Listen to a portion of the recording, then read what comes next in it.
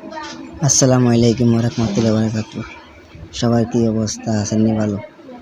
দীর্ঘদিন আমি গাড়ি চালাইতাম, কিন্তু আজ ২৭টা মাস ধরে আমি ঘরের মধ্যে ফাঁদ হয়ে গেছি। আমি অসুস্থর থেকে আমার নিজের গাড়িটা বেচে আমি নিজের চিকিৎসা চালাইতেছি। চিকিৎসা চালাইতে আমার অবস্থা নাই।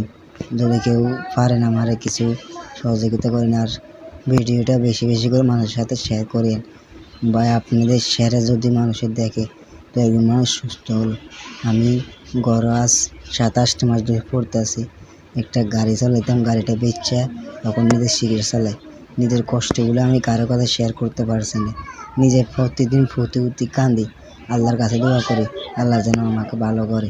কিন্তু আল্লাহ ভালো তো করবে, কিন্তু মানুষের একটা উসিলা আছে, টাকার অভাবেই পারতেছি না। আমি অনেক দিন ধরে পড়তে ইচ্ছাছি ঘরের মধ্যে।